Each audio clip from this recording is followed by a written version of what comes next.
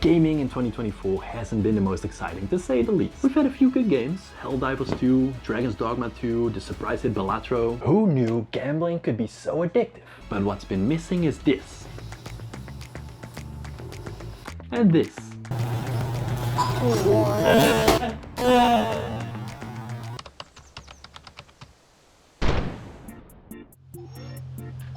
And the Wii was different. While Microsoft and Sony were competing in the raw power division, Nintendo created a league of their own. Instead of focusing on the established gamer, they focused on the filthy casual.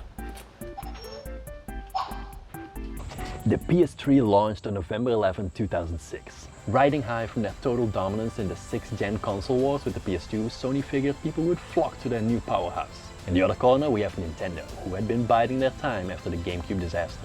And they had learned from their mistakes. So, when the Wii launched, they made sure they had every advantage, and it paid off. The PS3 and the Wii launched within days from each other. So where the Wii sold out in basically every store and Nintendo shipped a whopping 476,000 units in 1 month, Sony's PlayStation sat on the shelves and only sold 197,000 units. The reason, as you might have guessed, is pricing. The Wii was at a fraction of the cost of the PS3, and it showed. But how was Nintendo able to keep that price so low? And this is where things get interesting. Let's talk hardware. So, I'm gonna have this whole section where I open up the Wii with a joke that I have no idea what I'm looking at, but it turns out that opening up the Wii is much more complicated than I thought it would be. So that didn't happen.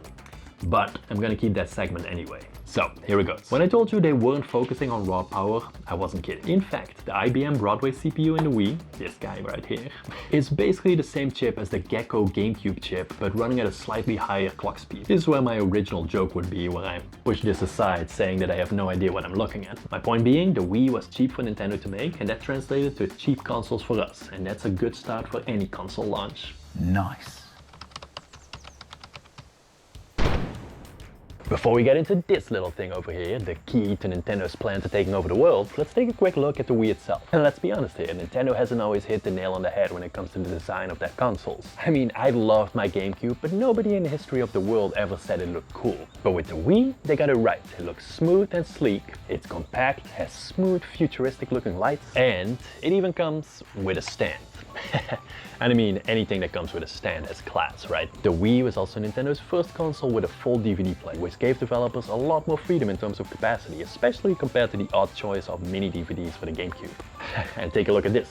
You can even connect your GameCube controllers to this device. But why would you need GameCube controllers? Because the Wii is also fully backwards compatible with the GameCube. Nintendo really got so much right with this console. Of course, Nintendo being Nintendo, they didn't get everything right. The online was terrible. At an age where both Microsoft and Sony were doubling down on online gameplay, Nintendo had channels. And in all fairness, the channels are pretty cool. The Wii homepage lets you add different kind of apps. Things like the news, a weather forecasting channel, and even Netflix. Or, when you're tired of gaming, you can always head over to the Me channel and create some weird characters for you to play with in your games. Like Skeletor over here. The channels were cool, but the actual online gameplay was terrible. Laggy, slow, and often just non-functional. Certain games did seem better than others, but I remember especially Super Smash Bros. Being the topic of many unsatisfied grumblings. However, we haven't even talked about the biggest drawback of the Wii. And if you've owned this console, I think you know what's coming. Nintendo's always known how to get the best out of their systems. They're showing that right now with the Switch, which should have retired about 2 years ago. But others not so much, and due to its lack in power, many third-party games didn't make it to the Wii. Or, if we really got lucky, a heavily modified port. Usually with less than satisfying results. I bet that sounds familiar. As Nintendo fans, we're doomed to forever be choosing between Nintendo and third-party developers. So, not everything is perfect, but the Wii didn't become one of the most beloved consoles of all time for no reason. So, finally, let's talk about this thing. The key to Nintendo's devious plot to take over the world. The Wii Remote. Or if you're one of the cool kids, the Wiimote. It doesn't look like much, and in all fairness, it isn't. It consists of an IR sensor and an accelerometer. That, together with this sensor bar here, keeps track of what kind of crazy shenanigans you're up to. But the genius of the Wii isn't in its hardware, it's the idea behind it. Simply said, gaming on the Wii is fun. Look at us. You can't help but be engaged. even with the lamest of games. I mean, we're playing Cooking Mama here for Pete's sake.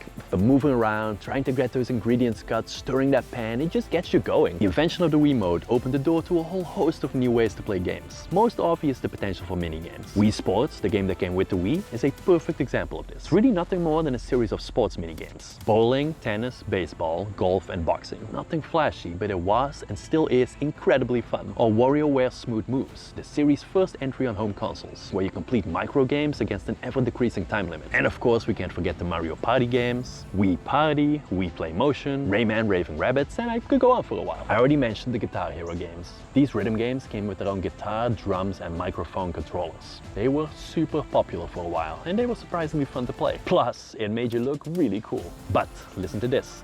The Wii single-handedly brought back the on-rail shooter genre. On-rail shooters are awesome, and the Wii was made for it, and you could even buy this attachment for it. The sheer number of good on-rail shooters on the Wii is mind-boggling. The whole House of the Dead series, including House of the Dead Overkill, a Wii original, Resident Evil Umbrella Chronicles, and Darkside Chronicles, two really good Resident Evil offshoots with pretty decent stories. Sin and Punishment, star success. I sadly never got to play this game, but a lot of people swear by it. But if you think that was crazy, there was a Wii original Dead Space shooter, Dead Space Extraction. And you're not gonna believe it, but it was really good. And if we're talking games with attachments, we can't leave out Mario Kart Wii. Nintendo in all their brilliance came up with this steering wheel attachment, which I sadly lost. It feels a bit awkward, but again, it's fun and the basis of much hilarity when played in a group. Or how about yoga with the Wii balance board and other fitness-related craziness?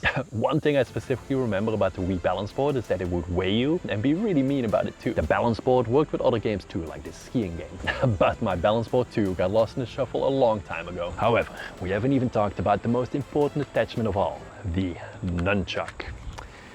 A much cooler name than something like this should have. This was meant for more elaborate games like shooters. Gives you access to an analog stick and a few more buttons. You use the analog stick to move and use the Wiimote to aim. Now, I know this looks messy, but back in 2006, when nobody had done this before, it felt great. Games like Metroid Other M were designed with this whole mechanic in mind. And even ports like Call of Duty, Resident Evil 4 and many others worked in these controls to great success. Man, feels like you're really there. This was clearly before VR and all the fancy toys kids have nowadays. But we haven't even talked about Nintendo's own lineup, and this too is surprisingly robust. I mentioned some earlier, like Metroid, Mario Kart, two Mario Parties, WarioWare, and the Wii Sports games. But the Wii had entries, often more than one, in pretty much every big first-party Nintendo series. Listen to this. Super Smash Bros., which introduced Sonic and Solid Snake, The Legend of Zelda Skyward Sword, and The Twilight Princess, a new full-scale Fire Emblem Radiant Dawn, a Punch-Out remake, which is just about the perfect game you can make for the Wii, Super Paper Mario. Not as good as the Thousand Year Door, but hey, you could play that too if you wanted to with backward compatibility, the first Xenoblade Chronicles, and a whole host of awesome platformers like New Super Mario Bros. Wii,